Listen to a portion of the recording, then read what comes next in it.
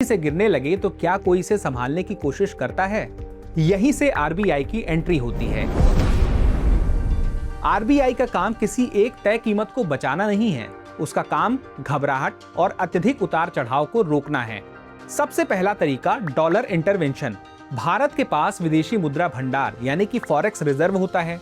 जब बाजार में डॉलर की कमी हो जाती है तो आरबीआई अपने भंडार से डॉलर बेच देती है। इससे डॉलर की आपूर्ति बढ़ती है और रुपए पर दबाव कम होता है। दूसरा तरीका लिक्विडिटी मैनेजमेंट यानी कि तरलता प्रबंधन।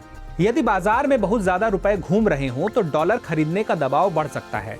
RBI repo rate, reverse repo rate और ओपन मार्केट ऑपरेशंस जैसे साधनों से नकदी को नियंत्रित करता है। और तीसरा तरीका है फॉरेक्स स्वैप। इसमें आरबीआई बैंकों को अस्थायी रूप से डॉलर उपलब्ध कराता है और बदले में रुपए लेता है। कुछ समय बाद दोनों मुद्राएं वापस बदल दी जाती हैं। इससे अचानक पैदा हुआ डॉलर की कमी दूर हो जाती है। चौथा तरीका है कैपिटल इनफ्लोज बढ़ाना। यदि भारत में ज्यादा विदेशी निवेश आएगा तो ज्यादा डॉलर आएंगे। यहाँ दो शब्द याद रखिए, एफडीआई यानी कि प्रत्यक्ष विदेशी निवेश, जब कोई विदेशी कंपनी भारत में फैक्ट्री लगाती है, और एफपीआई यानी कि विदेशी पोर्टफोलियो निवेश, जब विदेशी निवेशक भारतीय शेयर या बॉन्ड खरीदते हैं। दोनों ही भारत में डॉलर लेकर आते हैं और रुपए को सहारा देते हैं। अब आखिरी और सबसे महत्वपूर्ण बात, कमजोर रुपया हमेशा बुरी खबर नहीं होती। यदि रुपया थोड़ा कमजोर होता है तो भारतीय सामान विदेशों में सस्ते हो जाते हैं और निर्यात बढ़ सकता है।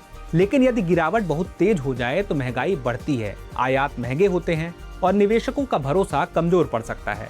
इसीलिए आरबीआई रुपया फिक्स नहीं करता, वह सिर्फ यह सुनिश्चित करता है कि रुपया अचानक गिरकर आर्थिक अस्थिरता पैदा ना कर दे।